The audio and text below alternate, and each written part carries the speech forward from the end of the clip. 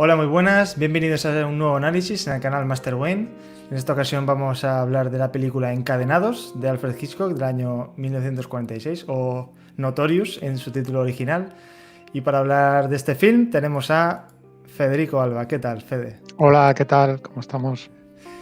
Bien, bien, muy bien. Te decía yo antes de grabar incluso que estaba nervioso y todo porque es la primera vez que hablamos de Hitchcock y bueno, aparte ya no solo en este canal, sino en todas las veces que hemos hablado, creo que nunca hemos intercambiado demasiadas palabras sobre este mítico director. Entonces es la primera vez que hablamos de una película de él y bueno, Encadenados, que es la película que nos ocupa hoy, que además...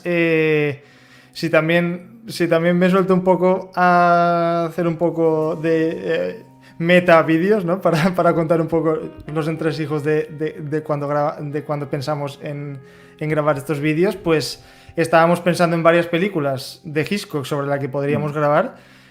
Y bueno, yo tenía pensado pues las más famosas, ¿no? A lo mejor Vértigo, Psicosis, pero recuerdo que fuiste tú el que me propuso que a lo mejor habláramos de una película que, si bien, bueno, sí que es de las más conocidas, pero no es de las súper famosas, ¿no? Como es esta Encadenados del año 46. Entonces, dime, vamos a empezar hablando un poquito bueno, de Hitchcock y de esta película, si es de las que más te gusta de su filmografía o no. Ujú. Vale, pues sí, a mí es de las que más me gustan. Por eso te propuse hablar de una película que es verdad que entre cinéfilos sí que es muy reconocida, pero a lo mejor gente que no está tan acostumbrada a ver cine clásico, hay gente de tus usuarios, he visto en comentarios y tal, que comentan que no están tan acostumbrados, lo cual, por cierto, no es ningún tipo de crimen ni nada parecido, ni hay que... Es decir, que hay gente que no se acostumbra a verlo y que o no ha tenido oportunidad y ya está, y nunca es tarde para empezar.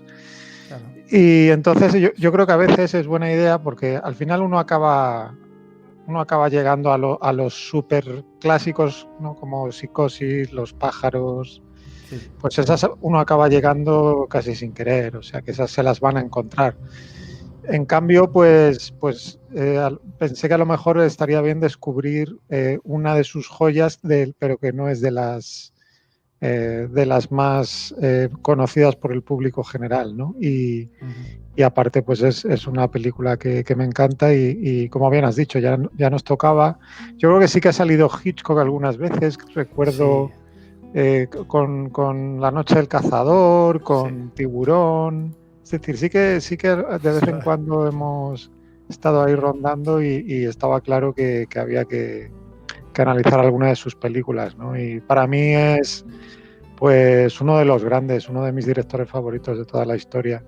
Creo que hay muchas formas de hacer cine, no digo que haya una sola forma correcta de hacer cine, pero quizá el estilo de Hitchcock yo creo que es posiblemente el cine más puro que pueda haber, porque se basa todo en la fuerza, en la expresión de la imagen, ¿no? Hitchcock empezó en el cine mudo y él aprendió a expresar las cosas a través de la potencia del encuadre, de los movimientos de cámara, de la iluminación y a confiar menos en que sea el diálogo el que lleve la historia, ¿no?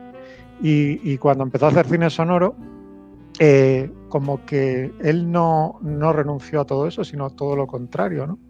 Y yo creo que esta película es una buena muestra de ello, ¿no? Hay muchas escenas en las que realmente hay personajes hablando, pero el diálogo es lo menos importante de la escena. El diálogo es totalmente intrascendente y lo que realmente está pasando en la escena se nos comunica visualmente.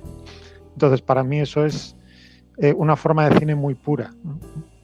Hitchcock también sería uno de mis directores favoritos. Además, que como tú has dicho, es verdad que hay suscriptores del canal que a lo mejor, como tú has dicho, no están tan acostumbrados al cine clásico. Y también por eso me gusta especialmente que hagamos estos vídeos, ¿no? Para animar un poco a la gente a que vea más películas. Y esta de Encadenados, en concreto, también es de mis favoritas, de hecho. Bueno, las que más me gustan de Hitchcock, a lo mejor estarían más en una etapa posterior, en color, en cualquier caso, ¿no? Digamos, en su etapa en color, pero casi me atrevería a decir que bueno, si separáramos, bueno, de una manera un poco superficial, ¿no? En blanco y negro y en color, pues de las de blanco y negro, Encadenados sería de mis favoritas, vamos, segurísimo. O sea, siempre ha sido una película que me ha enganchado especialmente y en la que, como tú bien has dicho, las constantes de Hitchcock están como más, no sé cómo decirlo, ¿no? Más potenciadas.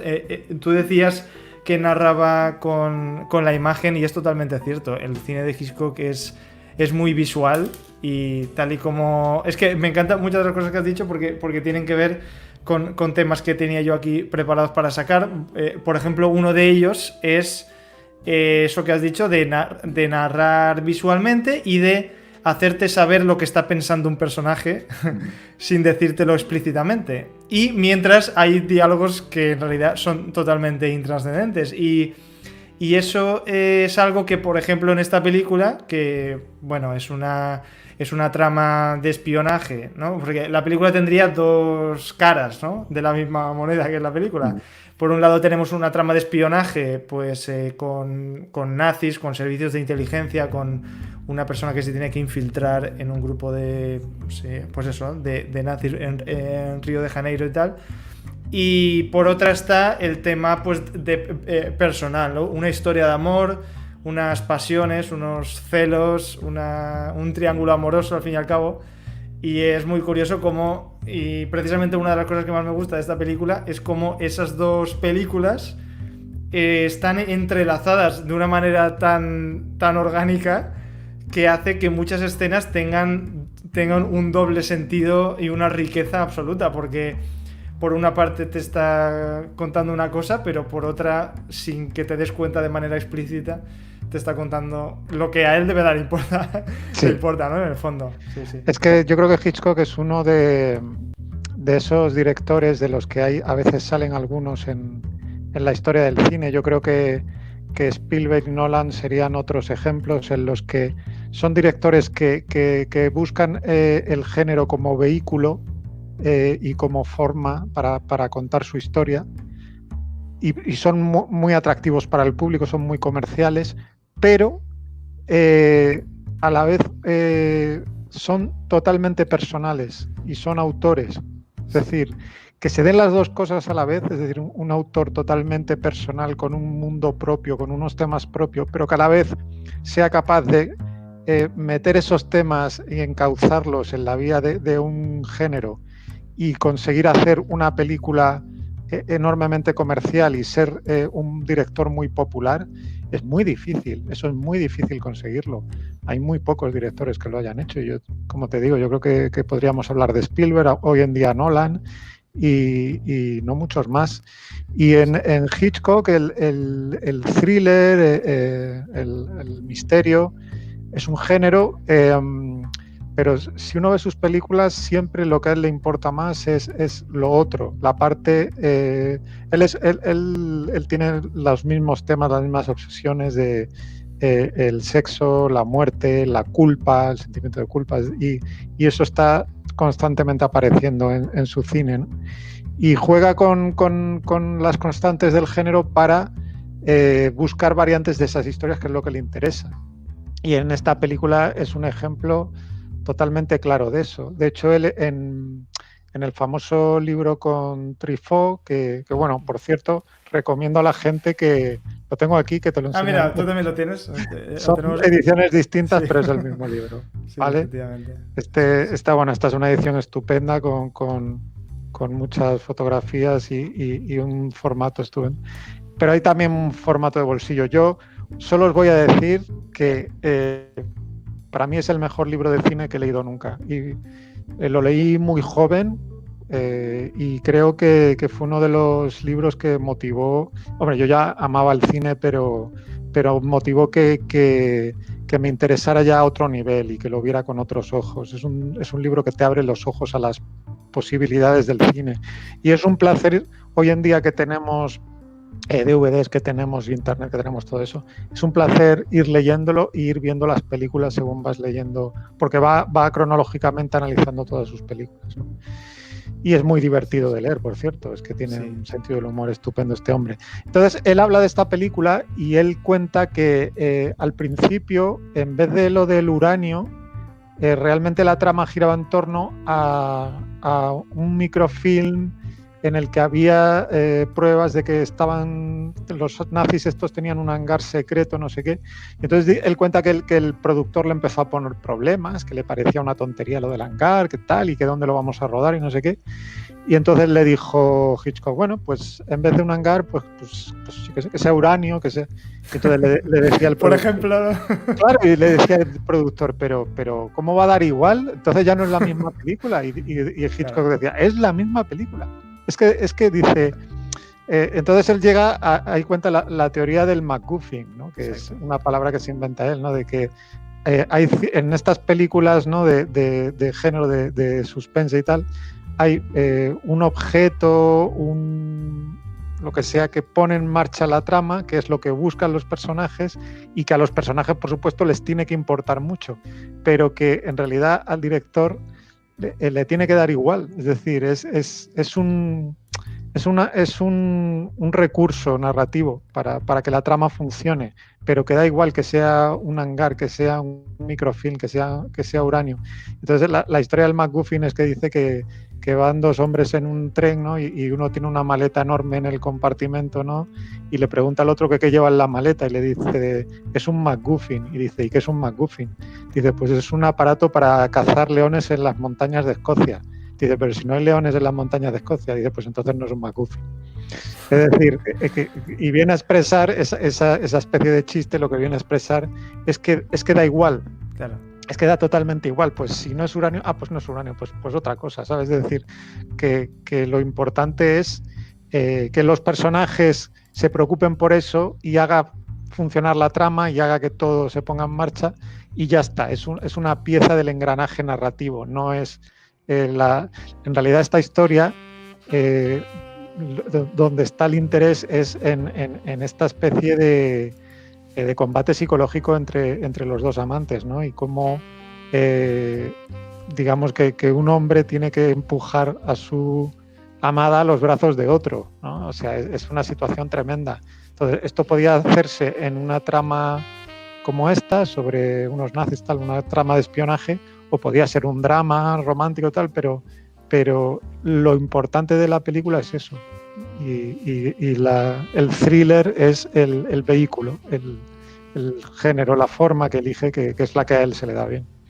Sí. Bueno, me encanta que hayas explicado así y así de bien lo que es un MacGuffin, porque es un término que se ha popularizado muchísimo cuando se habla de cine y no sé si... bueno, seguro que todos sabían lo que era cuando lo decían, pero a lo mejor no sabían de dónde viene, no lo sé.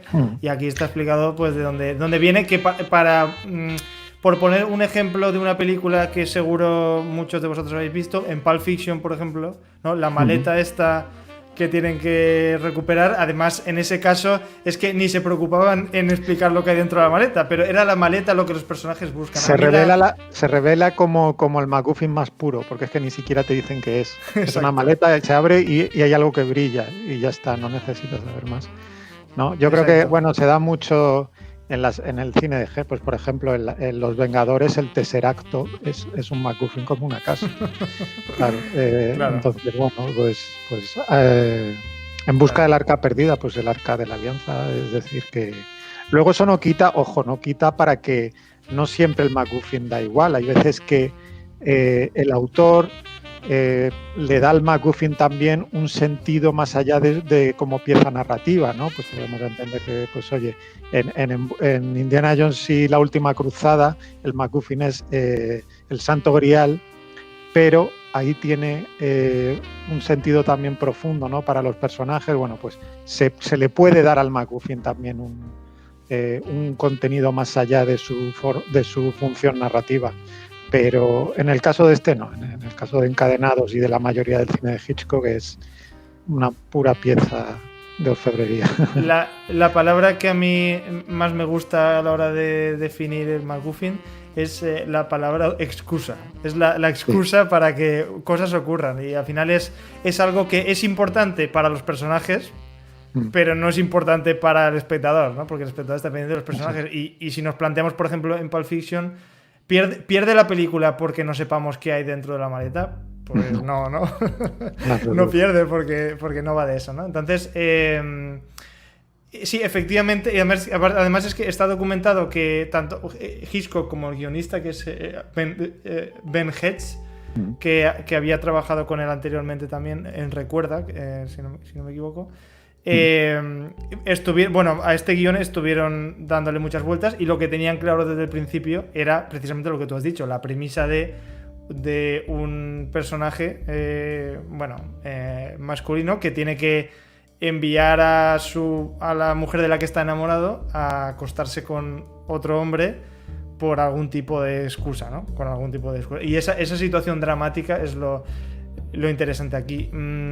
También hay otra cosa que me ha gustado mucho cuando has hablado de cine puro a la hora de hablar de Hitchcock, y es que una de las cosas que yo creo que en esta película es que está genial, y que es muy habitual también en otras películas de Hitchcock, y es el cómo te narra él este mecanismo de plano contra plano, que es plano de un personaje mirando algo que ocurre, digamos, contraplano de lo que está viendo, y vuelta al personaje para lo que está pensando, la reacción sobre lo que está viendo, ¿no? Que es algo que está usado en Vértigo y en La ventana indiscreta, por ejemplo, está por todas partes, es tal. Y aquí está usado muchísimo también, y bueno, entre otras cosas, es algo, bueno, primero que te hace narrar visualmente, y segundo, te hace vivir totalmente el punto de vista. Es que el punto de vista es muy importante también. Es muy importante, es que normalmente lo que hace un director, la mayoría de directores, es simplemente, cuando te enseña una escena, es como, voy a empezar con un plano general para que veas el contexto, ¿no? El decorado, y luego cuando los personajes empiezan a hablar, pues te hago planos de los personajes que hablan, porque normalmente el diálogo es donde está lo que lleva la narración. Y en cambio Hitchcock no hace eso. Hitchcock lo que hace es elegir un punto de vista para cada secuencia, ¿no? Y entonces, dependiendo del punto de vista, la secuencia cambia totalmente, ¿no? Por ejemplo, además, dentro de la misma secuencia puede cambiar el punto de vista. Por ejemplo, hay un momento cuando hacia el final de la película, cuando está Alexander, ¿no? el jefe de la banda esta de nazis, reunido con los otros nazis, y le avisan de que ha venido Devlin, ¿no? Cary Grant, ¿no? Y entonces él empieza a preocuparse y se queda así como muy preocupado. Primero Hitchcock te lo enseña como con un plano, digamos, objetivo, como de narrador objetivo, que te está enseñando la reacción de Sebastian, ¿no? Y de repente te pone un plano del nazi este de los ojos azules, el que mató al otro que metió la pata, que lo mira, y de repente ves el mismo plano de Sebastián preocupado, pero desde el punto de vista del otro nazi. Y ves a Sebastián totalmente ausente, mirando hacia el infinito, y reacciona. Es decir, de repente, el cambiar el punto de vista en esa escena ya te está dando una información que no tenías, que es, se está dando cuenta de que algo pasa, ¿no? Y de que está raro y algo le pasa. Es decir, otro director simplemente se habría quedado con la reacción de Sebastián. Incluso si hubiera metido al otro en el plano, mirándolo, lo que sea, pues no tiene la misma fuerza, ¿no? De repente se crea ahí un suspense. Tiene gracia porque además es que una cosa que hace mucho Hitchcock es que consigue que incluso te preocupes por los villanos muchas veces, ¿no? Y en esa secuencia en concreto te estás preocupando por Sebastián, ¿no? que es el villano de la función, pero en ese momento te pones de su lado y dices, a ver si lo van a descubrir, ¿no? Y lo hace muy a menudo. O por ejemplo, es que el momento en el que establecen el primer contacto con Sebastián, con lo de los caballos, ¿no? Y le da al caballo de ella, ¿no? Y se va corriendo, y el otro va por ella. Y lo que haría un director normal es llevar la cámara a donde está el encuentro, que es lo lógico, ¿no? Es decir, es el encuentro entre Sebastián y la chica. Es muy importante ese encuentro. Y en cambio, la cámara se queda con Cary Grant, y lo vemos desde su punto de vista y los vemos a lo lejos, no escuchamos el diálogo. Es que los diálogos a Hitchcock por lo general le importan muy poco, ¿sabes? Porque en el fondo, es decir, pues va a ser el típico diálogo de, pero tú qué haces en Río, pues tal, pues aquí, ¿no? Es decir, que da igual, si lo importante es lo que supone eso para Cary Grant. Entonces, claro, el punto de vista de Cary Grant en esa escena es el adecuado y es siempre así de particular, ¿no? El mismo comienzo de la película en el juicio, es decir, lo normal, lo que te haría un director es que la cámara está en el juicio y que ves todo lo que pasa, ves al padre de ella, y aquí en cambio está la cámara fuera con los periodistas y hay uno que abre la puerta y mira y ves el juicio como desde fuera, te llega como lo poco que necesitas saber y ya está, ¿no? O sea eso le da a la escena de repente, una escena que es puramente funcional y que a lo mejor incluso cuando estás empezando a ver una película es como, bueno, a ver, venga, hasta que te metes. Y aquí en cambio es como que el verlo a través de las puertas, ¿no? Con las puertas en primer término, es como que ya le da otro interés a la escena, ya es como que estás como espiando, ¿vale? Entonces es muy creativo en ese sentido. Bueno, es que el tema del espiar, pero no espiar de espionaje, sino espiar de mirón, de salidorro, ahí viendo por el, como Norman Bates, ¿no? En Psicosis. Voyeur, exacto. Esa es la palabra, ¿no? Sí. La ventana indiscreta, etcétera, etcétera, ¿no? Sí, vamos, es que lo has dicho perfecto. Y muchas veces en esta película, aunque el punto de vista, como tú has dicho, va cambiando según lo que le interesa al director, esa sensación me gusta mucho, por ejemplo, cuando ella empieza a vivir en esa casa. Hay una secuencia en la que ella está escuchando la reunión, por ejemplo, que están teniendo los nazis, pero lógicamente la cámara no, o sea, ni entramos dentro, ni siquiera lo escuchamos bien. Es como que, ¿no? O sea, somos como ella, porque nosotros también casi parece que estamos viendo la película y hacemos así, ¿no? Para escuchar mejor lo que ahí se está diciendo, o cuando entra él a ver a su madre por lo de las llaves, ¿no? Todo ese tema que es un mundo oculto ahí que te transmite totalmente esa sensación de... Es que lo has dicho perfecto, vamos, de espiar, entrar en un mundo en el que no se supone que deberías estar allí. Sí, desde la primera vez que entra. Te empieza a poner planos, detalles, o sea, cuando ella entra por primera vez en la casa, que además hay una cosa, porque ningún encuadre es casual en el caso de Hitchcock, ¿no? Ella entra por primera vez en la casa y la cámara no entra con ella, la cámara se queda fuera y la puerta se nos cierra en las narices, que es un poco como insinuar esto es una trampa mortal, ¿no? Y ya está ella atrapada. Luego la película acaba con lo mismo, pero con Sebastián. Que a él le van a... Entonces, es por supuesto intencionado, ¿no? Entonces te empieza a meter el plano de ella entrando, le va siguiendo la cámara y según ella mira, te va poniendo planos subjetivos de lo que ella mira, de una puerta aquí, una puerta allá, los secretos que tiene esta casa, ¿no? Desde el principio. Exacto, sí, totalmente. Y ahí es donde se repite mucho eso que digo yo de plano de ella mirando, plano de lo que está mirando, de tal, ¿no? Sí.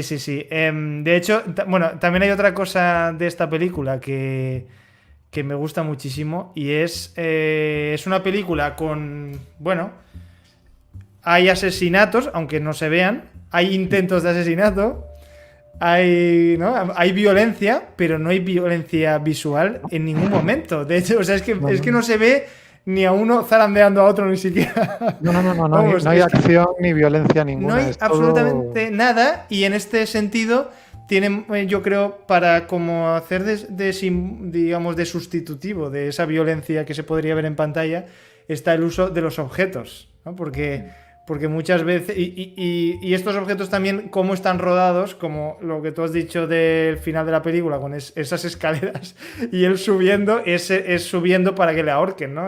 Vamos, subir al cadalso. El cadalso, exacto, eso es subir al cadalso. De hecho, él creo que es en el libro este que hemos citado, dice esto precisamente, que dice algo así como, en las películas de espionaje, normalmente si un espía se quisiera cargar a otro, pues le pegaría un tiro o algo así, ¿no? Pero sin embargo aquí queríamos ser como más cruel, bueno, más crueles no sé qué palabra utiliza, pero vamos, es esto de ir matándola poco a poco, ¿no? Sin que, o sea, ¿no? Con una cotidianidad.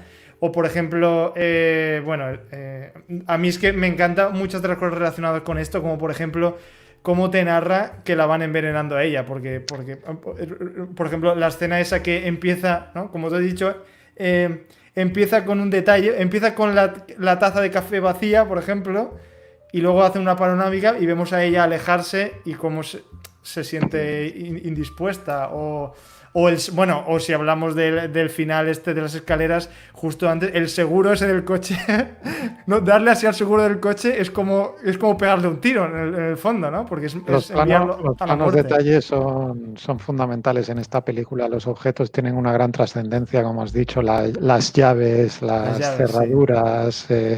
Las botellas. Sí. Y yo creo que lo del café es como para mí el punto cumbre de narración visual. Yo creo que es esa secuencia, yo creo que de hecho se usa mucho en las escuelas de cine, porque es un ejemplo de cómo se puede narrar visualmente algo usando únicamente la imagen. Porque de hecho no nos han dicho que la van a envenenar, solo se nos ha contado que la han descubierto, y que planean hacer algo con ella, que se tienen que deshacer de ella de alguna manera, ¿no? Y ya está. En una película normal te enteras de que la están envenenando con un diálogo o te ponen la típica escena que también se resulta muy falsa de echando unas gotitas antes de ponerle la taza, no sé qué. Y aquí no, aquí sin que te hayan dicho nada, simplemente haciendo un plano detalle de la taza de café cuando la madre se la lleva y la cámara va siguiendo mientras, y esto es lo importante, porque aquí la importancia del diálogo en estas secuencias no es lo que están hablando, que es totalmente intrascendente, que si tiene que hacer un crucero a España, que si no sé qué, que si no sé cuántos. Aquí la importancia del diálogo es que hay personajes hablando y en vez de enseñarte las caras de los personajes que hablan, que es lo que el espectador está acostumbrado, te enseña un plano detalle de la taza de café, con lo cual ya te está diciendo que hay algo en la taza de café. Es que no necesitas nada más, ¿no? Y lo hace además lo hace de varias maneras. Hay varias secuencias con el café, es decir, él hace varias. Hay una que empieza con la taza, la cámara va a la madre, luego va a Sebastián, ¿no? La que tú has dicho, ¿no? Y luego hay otra maravillosa que es esa, cuando la madre le sirve la taza, la cámara sigue a la taza en plano detalle y de repente hay un plano que es la taza ocupando prácticamente todo el encuadre, ¿no? en un primer término, y ella en el sillón totalmente como postrada, como si la taza la estuviera presionando en el encuadre, como si la estuviera asfixiando.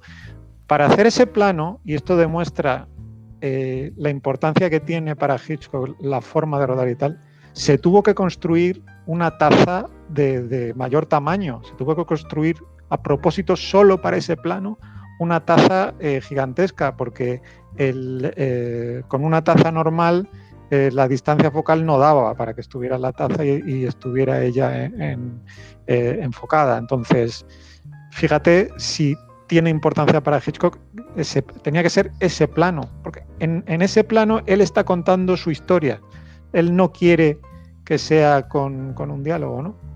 Y creo que y luego aparte termina la secuencia además cuando el médico va a coger la taza de ella, los otros se ponen muy nerviosos y de repente el médico sigue hablando, pero nuevamente Hitchcock te lleva la escena por otro lado, es decir, la escena no está en lo que el médico está diciendo, está en ella que mira a Sebastián, traveling a Sebastián, mira a la madre, traveling a la madre, que es como ella ya se ha dado cuenta, ¿no? O sea que este es el cine de Hitchcock, ¿no? Es decir, da igual de lo que estén hablando, en la escena, lo que está pasando en la escena está por debajo, que es lo interesante, y él te lo sabe mostrar visualmente. Claro, y eso es algo que en realidad se aplica lo de por debajo, como he dicho antes, se aplica un poco a toda la película, porque, por ejemplo, si nosotros fuéramos siempre el personaje de... Voy a mirarlo porque es un actor secundario que le he visto en muchas películas, se llama Luis Calhern, que es el que interpreta a este del servicio de inteligencia, ¿no? Que el jefe de Cary Grant. Es un actor que le he visto en La jungla de asfalto y en otras películas así de la época. No, sí, es que me ha hecho mucha gracia pensar que si nosotros tuviéramos toda la película al punto de vista de él, la película sería de una misión que tienen que cumplir. Claro. No se llega a enterar de nada. Hay un momento en el que Hitchcock nos dice que a él como que le llega algo, que es cuando Cary Grant le dicen por primera vez que la misión es que ella seduzca a Sebastián, y él llevaba una botella de champán para bebérsela con ella y se le olvida la botella, y entonces la secuencia acaba con Cary Grant yéndose y este personaje, ¿no? De repente se queda mirando la botella, ¿no? Como qué raro, ¿no? Y te hace el plano detalle de la botella. Yo creo que es el único momento en que... Porque luego es que Hitchcock nuevamente juguetea mucho con las distintas capas que tiene una escena, ¿no? Hay la escena en la que ella va al cuartel general de esta gente, ¿no? A decirles que le ha pedido matrimonio Sebastián, ¿no? Que ella va, por supuesto, para ver la reacción de Cary Grant y esperando que se lo impida, ¿no? Y en cambio, para los otros personajes, la escena, es decir, va de lo que va el diálogo. Es decir, esto es muy fácil. Imagínate, si en vez de ver la película te dieran la página de guión con los diálogos, es decir, te dieran la lista de diálogos, te dirían, ¿de qué va esta escena? Pues la escena va de una espía que llega al cuartel general y les dice que tal, y discuten si viene bien, si viene mal, y ya está. Lo que pasa en la escena no está en los diálogos, está en cómo se miran, el juego de miradas, cómo Cary Grant se da la vuelta, porque hay otra cosa interesante, cómo se juega en esta película con que un personaje está de espaldas, está de frente, está de perfil. Cuando en una escena en el cuartel los otros están hablando de Alicia como simplemente un instrumento, porque ellos la usan como un instrumento, él está de espaldas a esas conversaciones siempre. Eso es. Y únicamente se da la vuelta cuando hay algo que tiene que ver con lo que él siente por ella, ¿no? Por ejemplo, hay un momento en el que él está de espaldas y ellos están hablando, y hay uno que como que la ofende a Alicia, ¿no? Dice que, bueno, pero esta se le da bien, no sé qué, como que... Entonces él se da la vuelta y se encara con ellos, incluso le dice que su mujer está jugando a las cartas en Washington y no sé qué. Y aquí lo mismo, aquí en el momento en el que ella dice que le ha pedido matrimonio es el momento en el que Cary Grant se da la vuelta. Y empieza un juego de miradas entre ellos, ¿no? Y ves claramente que ella le está pidiendo con la mirada que haga algo, ¿no? Que no le deje casarse, ¿no? con él. Y eso es muy interesante. Esas secuencias con doble capa, ¿no? Con lo que está a la vista, lo que está en la superficie y lo que está por debajo. Claro, y tú fíjate cómo te cambia el punto de vista cuando le interesa también en el tramo final, en el que también, por cierto, también es otra escena de narración visual, igual que la de Ingrid Bergman entrando en la casa y viendo lo que hay por allí. Bueno, o una que me gusta mucho, que es la de los nazis presentando, ¿no? Que va presentando nombre a nombre. Que me gusta mucho, pero por ejemplo, incluso cuando cambia de punto de vista el personaje de Sebastián, cuando ¿no? O sea, la investigación esa que hace él, como cuando lo de las botellas, ¿no? Pues que entra, se da cuenta de que una botella cambia. Mira de qué año es la cosecha de esas filas de botellas y se da cuenta de que esa no. Se agacha, echa una mirada a ver si la puerta... O sea, te está contando lo que le está pasando por la cabeza, los procesos de investigación que está teniendo él, también te lo está narrando pura y llanamente de manera visual. Y también, pues, ahí le interesa, lógicamente, para crear con el suspense de que nosotros... O sea, de repente, Sebastián, que era el personaje engañado por excelencia, ¿no? De la película... aquí pasa a ser el que va un paso por delante de los los Sí. protagonistas. Entonces, para crearte el suspense, ¿no? Ese Está muy bien esa escena, además, que dices, en la bodega, porque Sí. además estás en el juego del, como bien dices, del subjetivo, de lo que él va averiguando, pero hay un momento en el que a él también le interesa salirse y mostrarte algo de forma objetiva. De hecho, es algo de lo que Cary Grant no se da cuenta, que es que está empujando sin querer una de las botellas y se va a caer una de las botellas, va a hacer ruido, les pueden descubrir, es decir, el suspense, ¿no? Entonces, eso es objetivo, eso ni Ingrid Bergman se da cuenta ni el otro. De hecho, Hitchcock definía el suspense previamente como eso, como dar al espectador más información de la que tienen los personajes, ¿no? De modo que tengas estés a la expectativa de qué va a pasar, ¿no? En este caso, se le da al espectador la información de que la botella está a punto de caerse y el personaje no la tiene. Él contaba también un modo de contar esto que dice que los directores mediocres buscan la sorpresa antes que el suspense, ¿no? Dice, si tú tienes a dos personajes hablando en una mesa y hablan durante un minuto y al cabo del minuto explota una bomba que estaba debajo de la mesa, dice, pues al público lo sorprendes y el susto le dura unos segundos, ¿no? Pero para llegar ahí, pues se han tragado una conversación de un minuto en la que se han aburrido. Dice, en cambio, dice, si tú le das al público más información de la que tienen los personajes, es decir, si tú al principio de la escena le enseñas que debajo de la mesa hay una bomba, dice, de repente creas suspense, es decir, se ponen a hablar y ya el público no se va a aburrir con ese diálogo intrascendente. Dice, de hecho, cuanto más intrascendente sea el diálogo, más nervioso se va a poner el público. Es decir, dejar de hablar de béisbol o de cualquier tontería que hay una bomba que puede crear, ¿no? Dice, y entonces tú puedes estirar más el tiempo, ¿no? Con el suspense tú puedes dilatar el tiempo, ¿no? Y es como él lo entendía, ¿no? Y es interesante. Aquí, por ejemplo, con lo de la botella, y también, por ejemplo, el suspense que es muy, muy interesante, el suspense de las botellas de champán, ¿no? Sí, claro. Cómo se van acabando. Y hay un momento en el que ellos no lo saben porque están ya en la bodega, pero el mayordomo ve que ya quedan solo 3 y va a hablar con Sebastián para decirle que hay que bajar. Por ejemplo, esa información, darle al espectador la información de que ya le está pidiendo bajar eso es crear suspense, ¿no? Para claro, sí, sería la diferencia entre, por ejemplo, por poner un ejemplo así, pues en Halloween, ¿no? En la noche de Halloween hay un momento que vemos a una chica hablando por teléfono y de espaldas vemos que se acerca al asesino, ¿no? Pues podría simplemente de sorpresa acercarse al asesino y matarla, ¿no? Y eso sería la sorpresa, pero todo ese momento que vemos que está el asesino por ahí detrás y ella no sabe, ahí está la clave, claro, que el personaje no sepa lo que va a ocurrir, ¿no? Para crearte ese interés.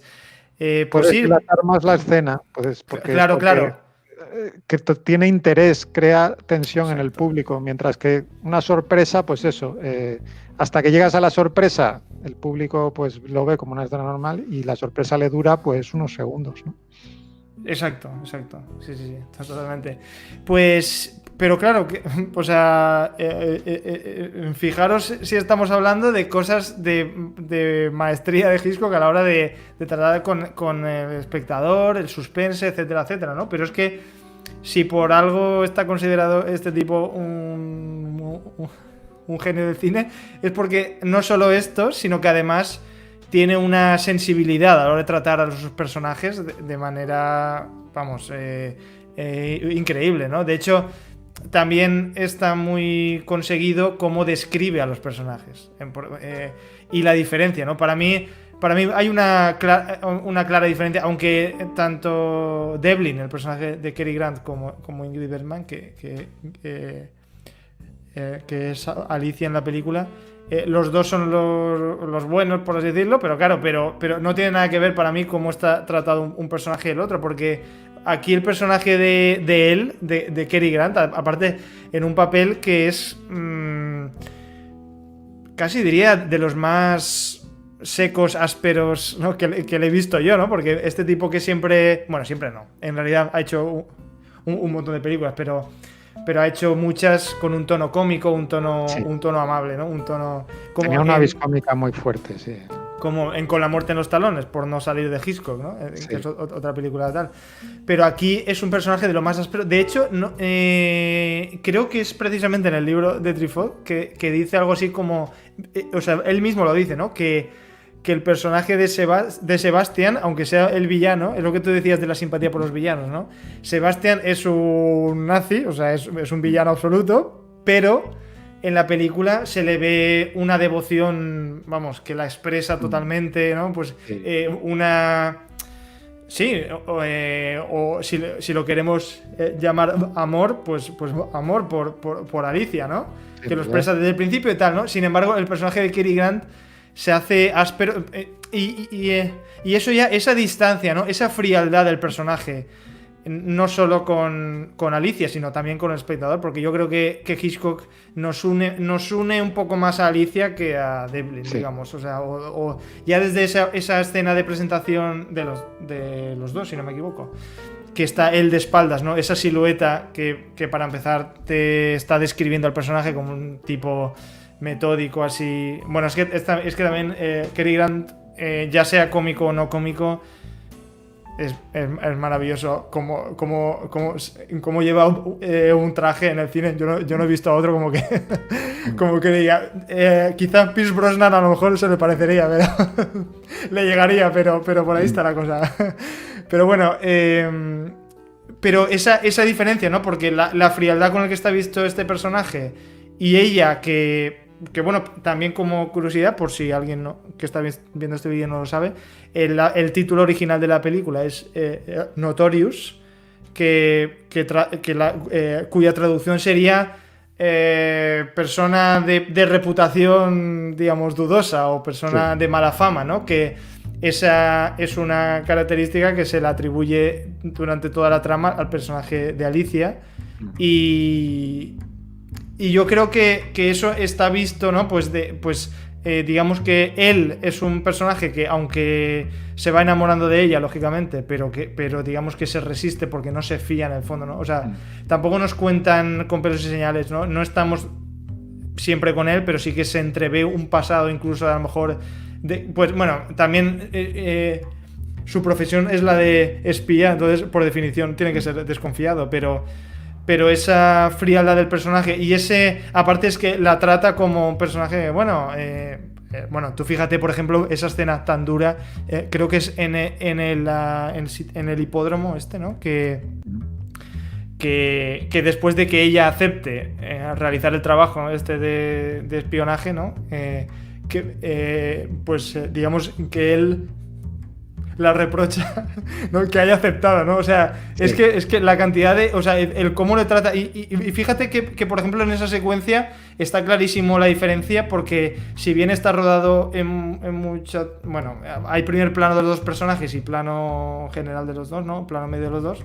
Pero hay un momento que se ve a Cary Grant desde el punto de vista de Ingrid Bergman, ¿no? O sea, cosa que no tenemos en la contrapartida. Y hace una cosa que hace también mucho Hitchcock para distanciar a un personaje y hacerlo como distante, antipático, que es ponerlo de perfil, ¿no? Que vemos el perfil de la madre un par de veces también. La madre es tremenda, ¿no?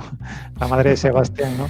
Pero en esa escena que tú dices, ella le mira y él está de un perfil, ¿no? Y es que en esa escena él es realmente se hace muy antipático al espectador, porque es verdad que él delante de sus superiores él dice que él pone en duda que la misión sea para ella y tal, que es lo que ella luego le pide, no dijiste nada, y entonces al espectador le dan ganas de decir, pero dile que sí, que dijiste que... Pero él no, él es así de, como bien dices, de frío, ¿no? Y él quiere que... Él dice, no dije nada, ¿no? Y le miente, ¿no? Y entonces, claro, pero entonces ella piensa, bueno, pues si no ha puesto ningún impedimento... Entonces, es un juego un poco de dos neuróticos, ¿no? Porque, no, es que tienes que ser tú la que diga que no, es que tú no le dijiste a ellos, es que no sé qué, ¿sabes? Entonces, pero es muy bonita la escena del hipódromo también, porque cuando él le ofende a ella, ella se pone los prismáticos para taparse las lágrimas, ¿no? Porque va a llorar, ¿no? Pero Hitchcock te pone en los prismáticos el reflejo de unos caballos corriendo como para sustituir esas lágrimas visualmente, ¿no? O sea que es también muy, muy interesante, ¿no? Y bueno, por cierto, ya que hablamos del hipódromo, si la gente recuerda Misión Imposible 2, Misión Imposible 2 es un homenaje claro a esta película. Es el funcionamiento, no, hay otro MacGuffin, pero el funcionamiento es el mismo, ¿no? La amada de Tom Cruise tiene que enamorar a un hombre de su pasado, tiene que irse con él tal. Y hay una escena, ya para que quede claro el homenaje, hay una escena en el hipódromo, ¿no? Donde también tienen el contacto Tom Cruise y ella, o sea que... Y en ese caso el ayudante que tiene el malo es el que hace un poco de madre, ¿no? Que ahí también se deja intuir ahí una especie de enamoramiento platónico, ¿no? entre el ayudante y el villano, ¿no? Pero que es un ejemplo de un homenaje a esta película, ¿no?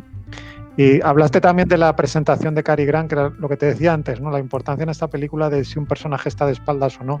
Al principio, en la fiesta, él está infiltrado, él es un espía y entonces él está de espaldas, ¿no? al público. En ese momento ¿sabes? Es un bulto sospechoso, ¿no?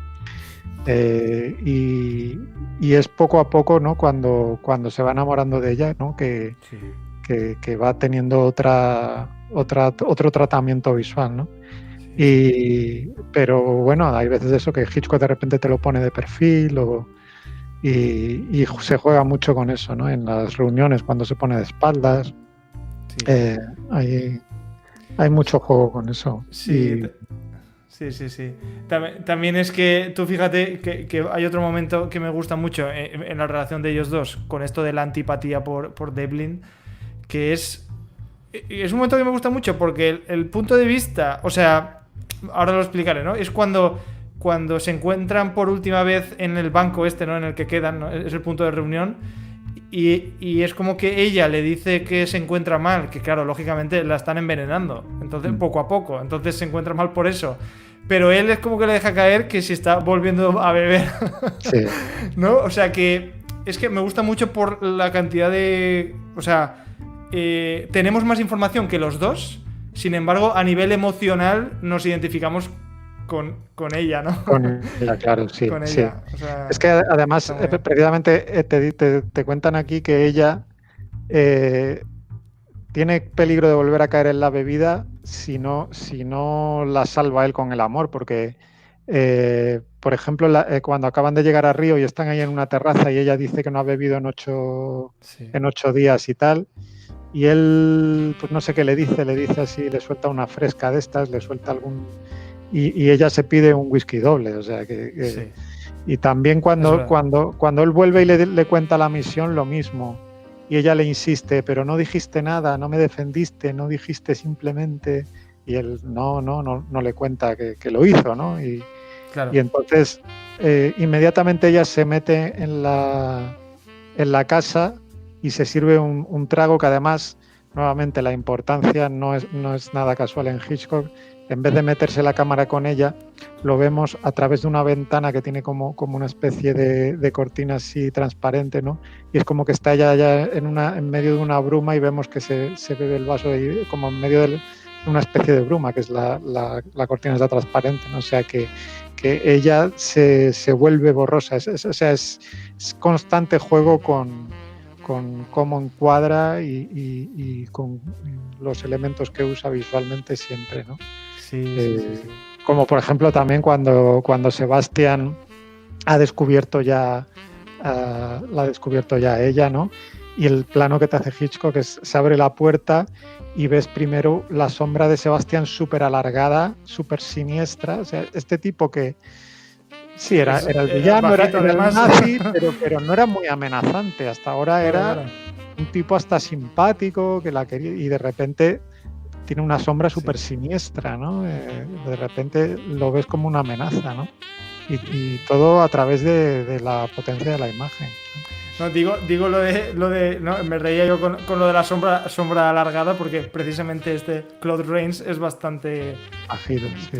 Bajito, ¿no? Por cierto, Ingrid Bergman y él estuvieron los dos 3 años antes en Casablanca, ¿no? En la película mítica de la Warner Brothers, ¿no? O sea que ya habían coincidido y es una pareja muy desigual por eso, porque Ingrid Bergman era muy alta, una sueca enorme, y él pues es muy bajito. Yo creo que por eso hasta el público le tiene como ternura, ¿no?, al personaje, porque es que ves que él está muy acomplejado, o sea, él no se puede creer que ella... entonces él tiene celos de todos. No te das hay un momento que le dice, cuando hablan del jefe este de policía, le dice, es un hombre muy atractivo, ¿no? Y cuando hablan de Devlin, lo mismo, es un hombre muy, muy guapo, que dice, está como obsesionado de que se la van a levantar, ¿no? De hecho, la jugada esa de pedirle matrimonio así, venga, a ver si... ¿no? Es como una manera de amarrar, ¿no? De amarrar, a ver, sí. De amarrar, a ver si no... Sí. En la fiesta está muy bien nuevamente como Hitchcock introduce un elemento simplemente con un punto de vista, ¿no? El momento en el que los dos espías están hablando de sus cosas de espías, de a ver cómo podemos bajar a bajar a la bodega, no sé qué, y esto está en un plano medio de los dos, y de repente te pone un plano de Sebastián mirándolos y te pone un plano lejano de ellos hablando, riéndose y tal, y de repente lo que era un nivel que era de repente desde el punto de vista de él son los celos, ¿no? Y dices... tiene otro nivel de lectura la escena, ¿no? O sea que eso está muy bueno. Sí, y en la secuencia esta de la fiesta, en un más allá de la... digamos, del alarde técnico, ¿no? A nivel de movimiento de cámara, pero bueno, más allá de eso, ¿no?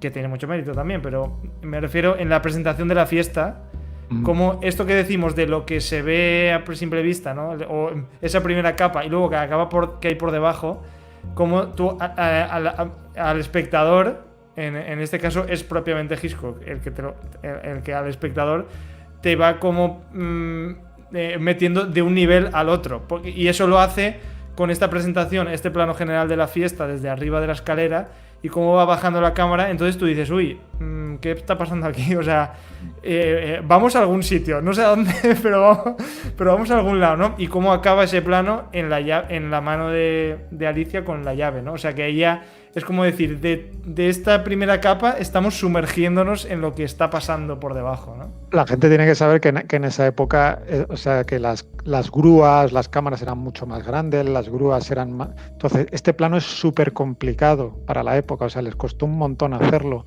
porque es un plano que empieza en lo alto de una escalera, ¿no? Es un plano general enorme y tiene que acabar en un plano detalle de la mano de ella para que veas la llave. Entonces... De hecho, al final está incluso un pelín rozado de foco, o sea, es muy complicado, ¿no? Luego vuelve a enfocar, pero al final cuando está en la mano hay un momento que se le va un poquito de foco casi. Pero es una plasmación maravillosa de lo que es Hitchcock. Esto es lo que tú estás viendo, esto es lo que te enseñará cualquier director, y de repente Hitchcock te dice, no es lo que está pasando, lo que está pasando es esto, hay algo secreto, hay un segundo nivel secreto que y además concretado en una llave, ¿no? Que también las llaves abren puertas. Si te acuerdas, recuerda la película esa, pues lo de abrir y cerrar puertas, que tenía ese sentido también de psicológico, el sentido psicológico de las puertas que se abren, de los secretos que se descubren y tal, pues aquí también tiene todo ese juego visual, ¿no? Hay una secuencia en la que está ella abriendo armarios, ¿no? Cuando le dan la llave para abrir armarios, y está muy bien rodada porque empieza con un plano general del primero que abre, y cada armario que abre es un plano más cerrado, es como un montaje de armarios que se abren, y cada plano más cerrado hasta que llega al de la bodega, que ese no la puede abrir, que es ya el plano detalle de la cerradura, ¿no? Con la palabra única, además, ¿no? Que es la curiosamente, en castellano, ¿no? Sí, totalmente. Y bueno, si hablábamos de cómo te presenta el personaje de Devlin, pues si hablamos un poco de Alicia, que es, y de Ingrid Bergman, que por cierto, tú has dicho lo de la diferencia de altura con Claude Rains. Cuenta, no sé dónde lo he leído ya, porque ya he perdido la noción de dónde he leído qué, pero se ve que le hicieron... Bueno, sí, en el de Trifod, en el mismo libro. En el mismo libro está todo. En ese libro tenéis todo lo que hace falta saber. Pero bueno, en ese libro te cuenta cómo Hitchcock le hizo llevar alzas o tacones o algo así, ¿no? A Claude Rains. A nivel de personajes, como tú bien has dicho, es una representación de que él se siente pequeño, ¿no? También, o sea, de la poca autoestima del personaje, porque al final es un personaje que además es que tengo que hablar de la suegra maligna. Tenemos que hablar de este personaje. De la madre, de las tremendas madres de Hitchcock, ¿no? O sea, es un personaje muy acomplejado y dominado por su madre. Por su madre, claro. Y es que me encanta cómo está presentado ya el personaje de primeras, ¿no? Ese plano de ella, cómo baja y cómo termina. Es que tú fíjate, es que no nos han contado nada. No, digamos, pero ya sabemos cómo va a ser. O sea... Es que es una madre tremenda. Es que, nuevamente, la potencia de la imagen. Hitchcock sabe muy bien que un primer plano es muy potente y que tú no lo puedes desperdiciar. Es decir, hay directores que te hacen primeros planos cada vez que hablan de cualquier cosa a unos personajes. Y eso es desperdiciar la potencia del primer plano. Claro. Entonces...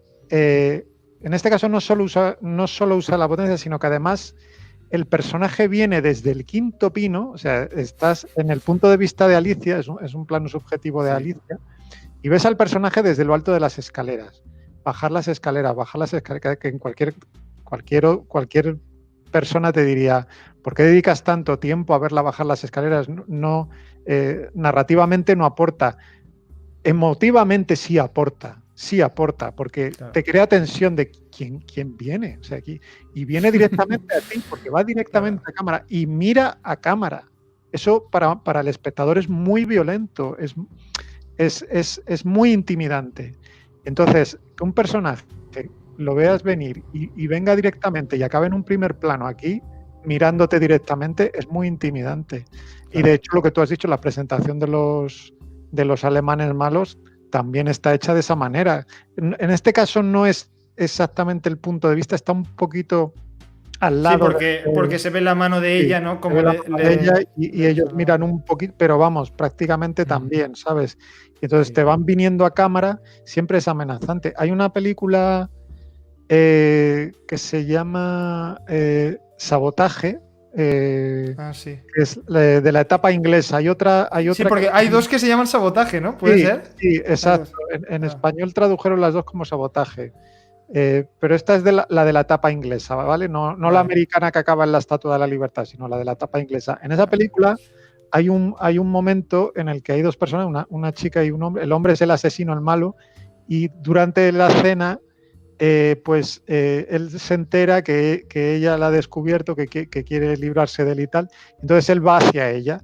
Y entonces te lo explica en el libro Hitchcock, ¿no? Cómo realmente por la realidad de la escena, la cámara está aquí frente a la mesa y que el camino más corto para el asesino sería ir por detrás de la mesa. Y entonces, pero que dice, tenía mucha más fuerza emotiva si cogía el camino largo, iba por delante de la mesa y de esa manera el asesino se acercaba a cámara.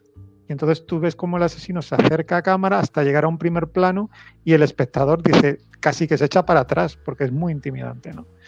Y entonces eso lo usa a máximo efecto aquí con la presentación de la madre. Como bien has dicho, con esa presentación ya sabes perfectamente qué papel va a jugar ese personaje. O sea, con la presentación y con cómo está encuadrado en cualquier escena prácticamente, pero por ejemplo, cómo hace ganchillo, o sea, yo no me puedo imaginar una señora haciendo un ganchillo más amenazante. Es un anticipo de la señora Bates, porque la señora Bates era un perfil en la ventana.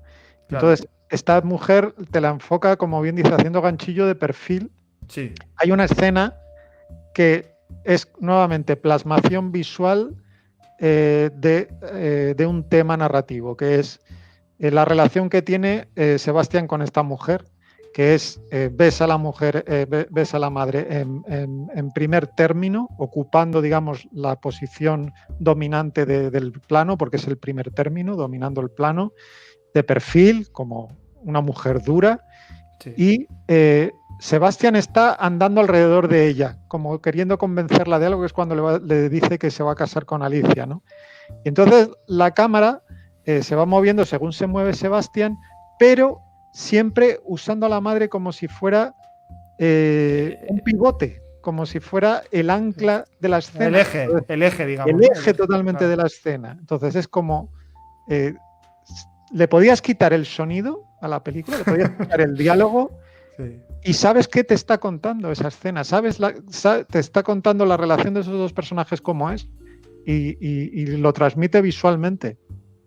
Sí. Eso es lo increíble, ¿no? De este hombre. Bueno, y lo que tú... Bueno, en este respecto, cuando él... Bueno, además demostrando cómo es el personaje, porque es verdad que Sebastián le planta cara, ¿no? O sea, la única vez que le planta cara a su madre es cuando la va a sustituir por su mujer, por así decirlo, ¿no? Pero cuando se da cuenta de quién es su mujer, ¿no? De que la ha estado engañando, vuelve a su madre, ¿no? Como refugio. Y ese, sí. el cómo está rodado Claude Rains con un picado así de la cara, ¿no? Como un personaje... totalmente sometido, ¿no? Es como que vuelve, y además totalmente. Es que me encanta cómo vuelve el poder a la madre otra vez con el cigarro, ¿no? Sí. Es que me encanta porque ella se lo toma con mucha calma, como disfrutando del momento, casi se podría decir, porque él le dice lo que está pasando y ella con mucha parsimonia, con mucha tranquilidad, se coge el paquete de tabaco, ¿no? Y hay un plano de ella que con el cigarro así y hablando con el cigarro, que en vez de una señora mayor y tal, parece como un gángster, totalmente. Un jefe gángster, totalmente. Es que la gracia de esa escena es que te muestra los distintos niveles en los que la madre tiene poder. Porque al principio cuando llega y le dice ¿qué pasa? ¿Ocurre algo malo? Y le dice, sí, es Alicia. Y ella primero reacciona como la típica madre, la típica suegra que no le gusta a la nuera, ¿no? Ah, ya lo sabía yo. Estaba con Devlin, ¿no? Y de repente él dice, no, es una espía americana. Y de repente ella, como bien dices, con toda la calma, coge la caja y se pone un cigarro en la boca y ahí acaba la secuencia. Es decir, de repente el cigarro es como si se pone el aura de jefa gángster. O sea, es que es la que allí corta el bacalao. Y ese cigarrillo lo muestra. O sea, es fantástica la escena. Y nuevamente como eso, como... contarlo con un elemento visual, como es simplemente que se ponga un cigarrillo en la boca, ¿no? También tú decías lo de cómo... Bueno, yo siempre lo pienso cuando... O sea, en el cine en realidad lo que... Y es algo que en varios libros de cine, por ejemplo, de Walter Murch, el montador, que ha escrito varios libros de cine, y hay uno en el que dice la lista de prioridades a la hora de cortar un plano, ¿no? Y la primera es la emoción, siempre, ¿no? O sea, la emoción es lo que vale por encima de todo, más allá de la coherencia narrativa, o sea, más que todo, lo que importa es la emoción. Y, por ejemplo, no solo dilata el tiempo Hitchcock cuando le da la gana, en esos momentos de cuando ella viene, sino, por ejemplo, la famosa bajada por las escaleras al final. O sea, tú fíjate cuánto tiempo tardan en bajar esas escaleras, o sea, como si esas escaleras fueran 2 kilómetros. Pero claro, esa tensión, bueno, esa tensión es, o sea, tú fíjate, mira, si he visto veces esta película, pero esta última vez que la he visto sentía esa tensión como si fuera la primera vez que la estaba viendo, ¿no? Esa dilatación del tiempo. Es que además es curioso porque esa escena es es de una maestría el uso de los distintos planos, porque en principio hay incluso un director que se fija en la planificación y tal te diría, bueno, vale, en ese momento de máxima tensión no hagas un plano general, no rompas la tensión que hay en los primeros planos, pero Hitchcock es tan puto crack que te mantiene los planos cortos, los planos cerrados entre Cary Grant, la madre y el otro, el rollo que se llevan de Sí. que lo revelo todo, que no sé qué, no, por favor, tal, no sé cuánto, pero Sí, te sí, mete sí. un plano general súper enorme de los otros nazis saliendo de la habitación, ¿no? Y los ves desde lo alto de las escaleras, y es un plano enorme, pero no disipa la tensión. Todo lo contrario, porque es un plano súper amenazante de los tres. Además, los dispone como una especie de También, muralla. O sea, y luego incluso te mete un plano general de ellos bajando la escalera desde el punto de vista de los nazis, que nuevamente, por ese otro contenido de la sospecha, ¿no? Lo sospechoso que es desde el punto de vista de los otros, claro. lo que está pasando. O sea que, pero luego vuelve a los planos cortos para no. Es decir, es tan puto crack que puede salirse totalmente del tamaño de plano y no disipar la tensión. O sea, es increíble. Sí. Absolutamente, absolutamente.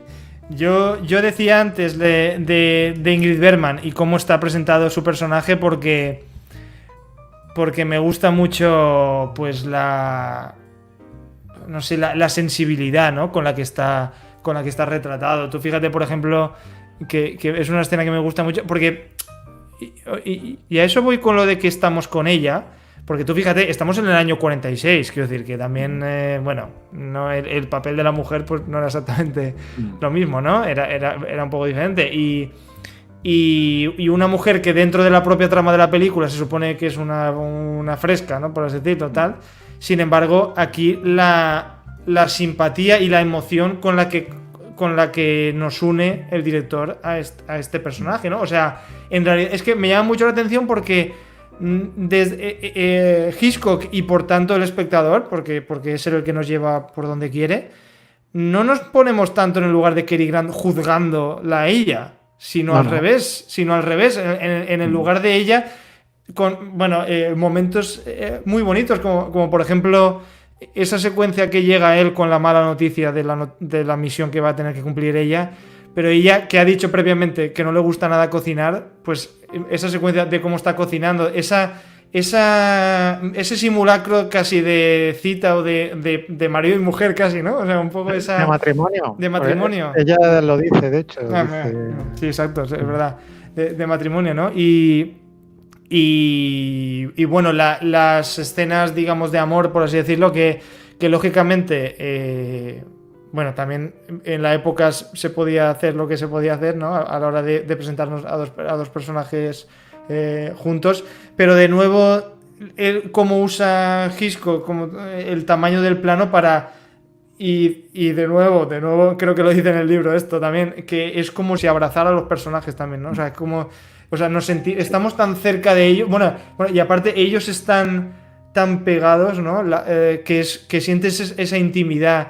Así como anécdota, así, bueno, por si a la gente le interesa la curiosidad, pues habían como unas normas en el cine, ¿no? En aquella época, por las cuales no se podía mostrar en pantalla, por ejemplo, un beso durante X segundos seguidos, ¿no? Entonces aquí, en esta escena, por ejemplo, en la que se besan en el apartamento, o sea, en la habitación del hotel en el balcón y tal, pues tienen esta dinámica en la cual se besan y se separan para tener algún diálogo. Luego se vuelven a besar, ¿no? O sea que ningún beso duraba más de esos X segundos para pasar esa censura, sí, ¿no? así burlaron la censura, pero es muy importante, o sea, la idea es genial porque es como...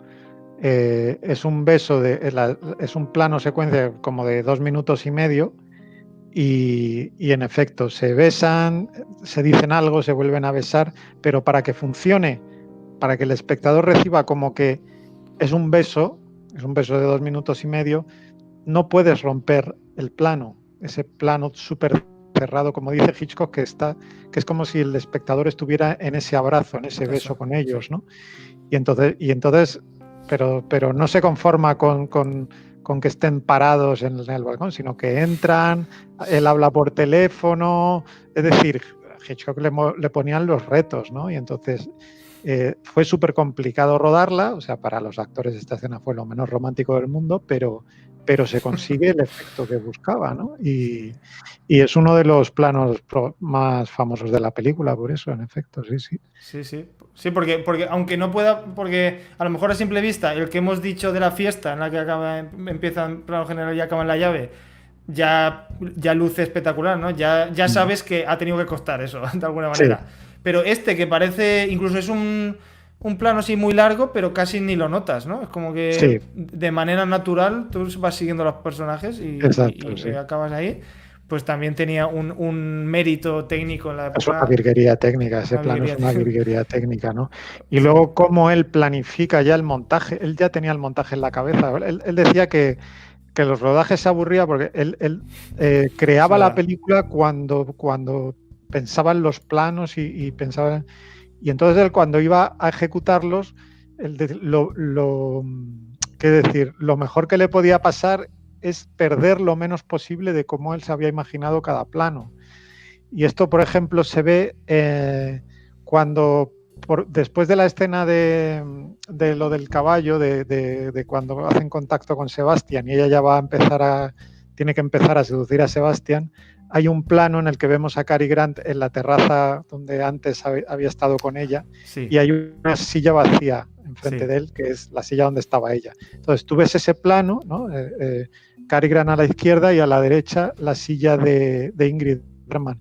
Y ahí encadena al plano siguiente, que es Ingrid Bergman en el restaurante esperando a Sebastián, ¿no?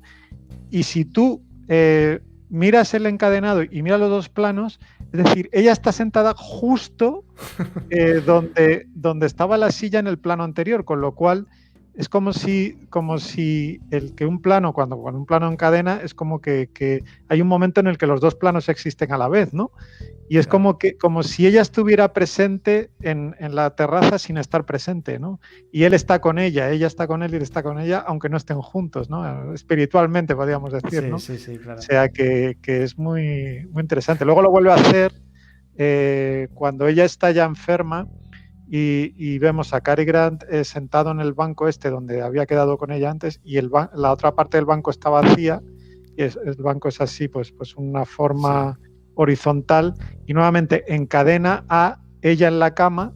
Entonces es como que ella en horizontal y es como que ocupa ese espacio en el banco, la parte izquierda del plano, ese espacio en el banco. Entonces nuevamente es como que une a los amantes que están separados, los une mediante estos planos que están perfectamente concebidos para que funcionen como de esta manera, ¿no? Encadenando así.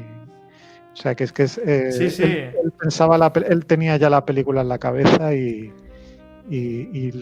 buscaba reproducirla exactamente, ¿no? Es que precisamente me llama la atención de cómo un director, por un lado tan, como tú dices, metódico, ¿no? Que lo tiene todo ahí calculadísimo. Por otro lado, consigue. Es tan emocional. O sea, yo creo que el romance en esta película es muy romántico, valga la redundancia, ¿no? O sea, hay una especial como sensibilidad. Fíjate, a pesar de que Devlin, como ya he dicho, pues es un mago más frío, ¿no? De hecho, en esa escena que es muy bonita, la que hemos dicho de ellos entrando desde el balcón y que él está al teléfono, eso me encanta, ese momento de él al teléfono y ella besando. Ese juego entre hablar, besar, ¿no? Ese momento está maravilloso, pero luego realmente el momento, digamos, de amor, digamos, de los dos ya de verdad es el personaje de él. O sea, tú fíjate, un personaje con el que a priori no íbamos tanto, o sea, no nos identificábamos tanto, pero es el personaje con un arco dramático ya absolutamente, porque es un personaje más frío y más desconfiado al principio. Y al final es la historia, se puede decir, de cómo se acaba enamorando, digamos, de verdad, ¿no? Que es esa escena, también usando otro recurso que Hitchcock ha usado muchas veces, con escena de beso o de abrazo, en este caso, de los dos amantes, y el giro este de cámara, ¿no? Este movimiento circular de cámara que empieza. Es que me gusta mucho también en la cama, cómo está iluminada Ingrid Bergman ahí, ¿no? Y ese juego de sombras y de cómo empezamos viéndole a él y la cámara gira y acabamos viéndola a ella que la está abrazando por el otro lado. Es que es muy importante. Cuando Hitchcock hace eso, que es un cambio de eje total, es decir, como que empieza la cámara aquí y da la vuelta por detrás y se pone en el otro eje, eso lo usa para significar que hay un cambio radical en esa relación, ¿no? Por ejemplo, lo usa en Vértigo, en la escena en la que por fin James Stewart queda satisfecho y entonces te hace ese giro de cámara, ¿no? Y aquí lo mismo, como bien has dicho, eso sí, ese giro de cámara es el indicativo de que la situación ha cambiado, de que él por fin confía en ella, porque yo creo que él ya la amaba, yo creo que él ya se ha enamorado de ella al principio de la película, pero él tiene la reserva de no fiarse de ella del todo, va a volver a caer en lo mismo, esta es una perdida, tal, no sé qué, y es como que al final por fin se da ese cambio de que por fin confía en ella, ¿no? Y la cree. Sí. Bueno, fíjate cómo también se va enamorando también él de ella. Como es ese momento que me gusta mucho también, aunque es muy breve porque enseguida te cambian a otra escena, ¿no? Pero como están en el avión, ¿no? Y es como que ella se asoma para ver la ventana y hay un momento que está como superpuesto a él y él se gira, ¿no? Y esa mirada de él, ¿no? Es como de esa fascinación, como si le acabaras de pillar infraganti un tío a priori tan puesto, ¿no? Y tan medido, como es un espía, ¿no? Que mide totalmente los gestos que hace y lo que hace. Y ahí es como si le pillaras. Es como si el espectador pillara por sorpresa la cara de que se le ha quedado viéndola a ella. Es un momento muy bonito también. Ya que estamos en el canal Master Wayne, hay que decir que Cary Grant fue la inspiración de Bob Kane para el personaje de Bruce Wayne, para Batman. Era el actor que tenía en mente cuando diseñó el personaje. Y si veis los primeros cómics de Batman, pues realmente el personaje de Bruce Wayne pues parece Cary Grant, ¿no? Es el actor que tenía en la cabeza. De hecho, bueno, no solo eso, sino que y mira, yo había hablado antes de Pierce Brosnan porque es otro tipo muy elegante también en pantalla, pero es que Cary Grant también era un modelo de James Bond, en cierta forma. De hecho, con La muerte en los talones, es que, vamos, es un anticipo de James Bond, pero vamos, es que es clarísimo, la guarida del villano, o sea, todo, es que es brutal, es brutal los paralelismos. De hecho, ya para cuando se hizo con La muerte en los talones, ya se estaban publicando las novelas de James Bond, ya eran muy populares, con lo cual es posible que incluso tuviera alguna influencia, o sea que... Pues también, aunque supongo que muchos de vosotros ya lo sabréis si sois aficionados a Hitchcock o si habéis visto películas de Hitchcock, pero él siempre se guardaba en todas sus películas un momento para hacer un cameo, él mismo, ¿no? Para salir durante un momentito en la película. Entonces, así como curiosidad, vamos a decir el momento en el que él aparece aquí, que es justo cuando están en la escena de la fiesta, justo antes de que vengan Cary Grant e Ingrid Bergman para servirse una copa, que es también cuando ven lo de las botellas de champaña, a ver si se acaban o no acaban, el personaje que justamente se va. Aparte es que se ve mucho, aquí el cameo, o sea, está en primer término, vamos, totalmente. Se termina una copa y sale de cuadro, sí. Él contaba que lo de sus cameos tuvo 3 fases, ¿no? Dice que al principio, cuando sus películas eran más baratas y tal, que él salía porque estaba gordo y entonces que ocupaba espacio y les ahorraba pues tener que buscar más figurantes y tal, entonces siempre se guardaba algún plano en que saliera y ocupara espacio ahí, ¿no? Pero dice que más adelante, según le iba yendo bien, empezó a salir por superstición, porque como le había ido bien y había salido en todas, de repente pues ya se convirtió en una tradición y ya por superstición lo hacía.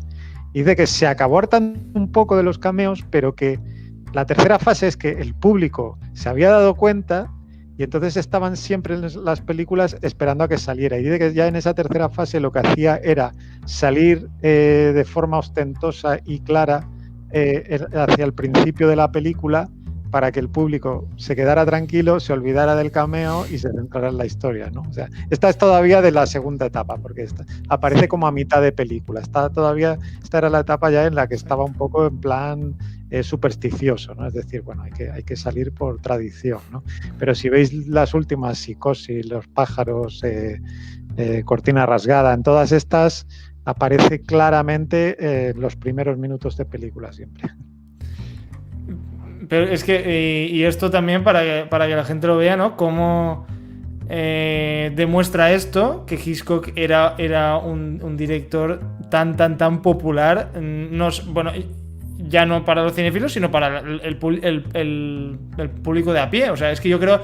Bueno, de hecho, Hitchcock puede ser con Spielberg el director más famoso a nivel popular. Yo creo que a cualquiera, aunque no le interese nada el cine, sabe quién es Spielberg, y Hitchcock yo creo que también o sea, como mínimo le debe de sonar, ¿no? Es como si... Es que a ver, él tenía un físico peculiar, tenía una forma de hablar peculiar, y él mismo se creó un personaje que él explotaba. La serie, ¿no? La serie esa que hacía. Exacto, luego esto fue ya cuando ya se convirtió totalmente famoso, cuando hizo la serie aquella de Alfred Hitchcock Presenta, en los años 50, que presentaba en los episodios al principio y al final, y entonces ya sí que se convirtió en súper famoso, ¿no? Y ya esa fue la etapa en la que él empezó a hacer los cameos muy claros y muy al principio de la película, para que la gente ya se quedara tranquila, ¿no? Porque la gente tenía ganas de verlo, como era un personaje de la tele, ¿no? Claro. Y sí que es verdad que es de los directores más popular, en el sentido de que la gente sabía quién era físicamente y todo, ¿no? Además es que me ha gustado mucho la comparación que has hecho con Nolan al principio, porque es que yo también lo veo clarísimo, porque es un director con cierto prestigio y que además es taquillero a más no poder. O sea, hace películas que hacen muchísimo dinero, como también era el caso de Hitchcock en la época. Hay que decir que Hitchcock, cuando él desarrolló su carrera, no tenía el reconocimiento de autor, de gran autor, como puede tener Nolan. Bueno, Nolan tiene también sus detractores, pero quiero decir, tiene cierto prestigio crítico. La crítica veía a Hitchcock como un director comercial, es decir, la genialidad de Hitchcock les pasó en gran medida por encima, ¿no? Y fue cuando a finales de los 50 la gente de Cahiers du Cinéma, ¿no? La gente de pues como Truffaut, como Godard, ¿no? Pues los que formaron la Nouvelle Vague del cine francés fueron los que empezaron a reivindicar a Hitchcock, no ya como un artesano, sino como un autor por méritos propios, ¿no? Y ahí empezó también en Estados Unidos a haber un movimiento de reivindicarlo como creador, pero fue ya en la etapa final de su carrera. Esto fue ya... y de hecho yo creo que en las últimas películas que hizo pierde un poco quizá de frescura, precisamente por eso, porque es como que les pasa a yo creo que le pasó a Almodóvar cuando le empezaron a llamar genio, pues perdió un poco la frescura que tenía, y es como que ya son muy autoconscientes, ¿no? Y yo creo que le pasó, pero bueno, realmente en pocas. Yo creo que cualquier película de Hitchcock tiene planos, tiene secuencias de gran interés. Es que aunque la historia a veces le falle o lo que sea, para cualquiera que ame el cine, cualquier película de Hitchcock le va a dar al menos unos cuantos momentos de gran cine. Sí, es verdad. Bueno, en sus últimas películas, bueno, quizá Topaz a lo mejor me parece un pelín más... Es considerada la más floja, sí. Sí, pero a mí... Y aún así tiene algunos momentos de gran cine. Yo tengo debilidad. A mí me parece muy divertida la última, la de Family Plot. La trama. La trama. Sí, Me esa gusta está mucho. muy divertida. Muy divertida. A mí de las últimas, la que más me gusta es Frenesí. Yo creo que Frenesí. Buah, Frenesí no sé si top, pero si no es top casi, ¿eh? Frenesí es yo creo que le vino bien buenísima. volver a Inglaterra y además ya Relajarse, a lo mejor. salir un poco también de cierto puritanismo de más en Hollywood y allí en Inglaterra pues hizo esta película que es un poco salvaje, ¿no? Para la época y a mí me encanta esa película. Pero... Tiene también un humor negro. Bueno, hay que decirlo, ¿no? Que Hitchcock, sus películas suelen tener una cantidad de humor, por lo general humor negro, que es también una de sus especialidades, ¿no? De hecho hizo hasta una comedia, ¿no? ¿Pero quién mató a Harry? Esa no la he visto, fíjate. Esa no he llegado a verla nunca. Está bien, ¿eh? O sea, no, para mí no le funciona tan bien como el thriller, porque es que el género del thriller lo controla como nadie.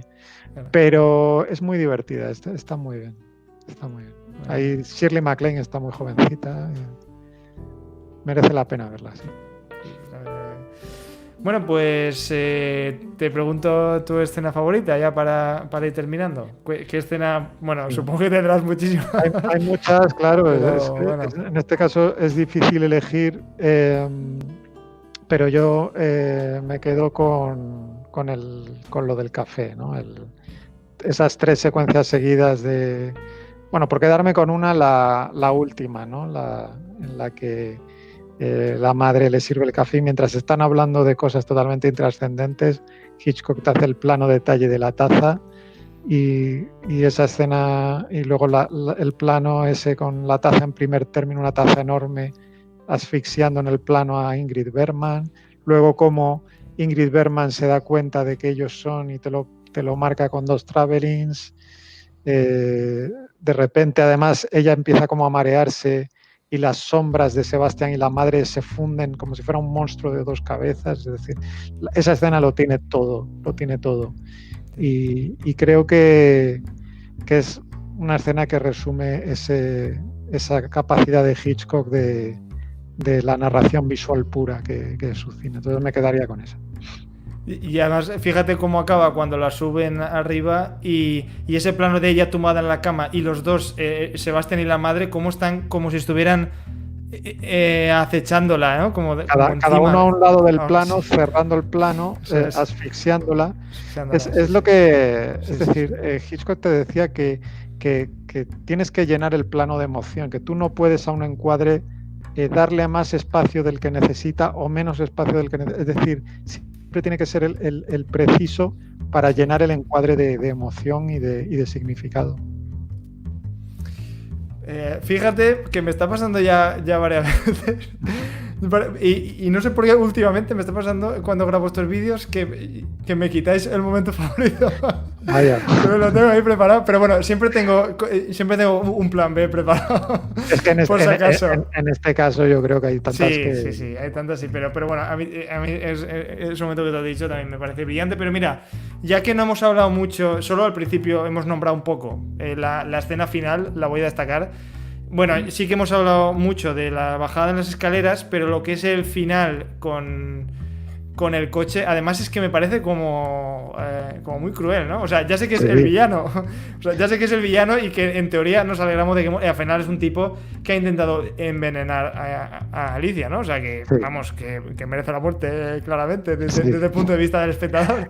Pero ese plano de Devlin, además es que fíjate cómo también es muy de lo que hemos hablado durante todo el análisis, que es de tener tramas de espionaje y la trama de las intenciones de los personajes de verdad, porque tú fíjate como aquí sí podría ser un agente secreto, digamos, americano, pues contra un nazi, ¿no? En este caso. Pero no, aquí realmente es la venganza y de celos total, porque este tipo ha estado teniendo vida conyugal, por así decirlo, con la mujer de la que está enamorada, ¿no? Entonces hecho, ahí la venganza... Es que lo llevara preso, ¿no? Lo capturara. Claro, claro, es que me llama mucho la atención cómo al final. Y es algo que lo he pensado esta última vez que la he visto, que acaba la película ¿no? Y acabo ahí todo feliz, pero pienso, ostras, en realidad lo que es la trama de espionaje, ¿cómo ha acabado al final? Porque ella o sea, en realidad da igual. O sea, yo creo Da que igual. ese final es también muy representativo de que a la trama de espionaje, el uranio, toda esa movida. ¿Qué pasa con Es el que, uranio? es que ni siquiera se molestan en darle alguna explicación, aunque no valga para nada, sino que ni siquiera eso. Simplemente, Nada, pum, nada. acaba la película porque es que ya me la repapifla ya lo que pasa, Totalmente, ¿no? totalmente. No Y sabemos qué pasa con el uranio.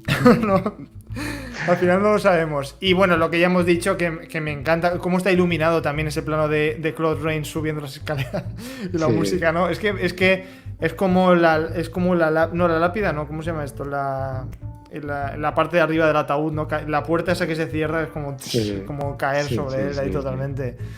Me parece que es un momento Y las brillante. dos siluetas de los dos nazis esperándole arriba, como los Es que verdugos, ¿no?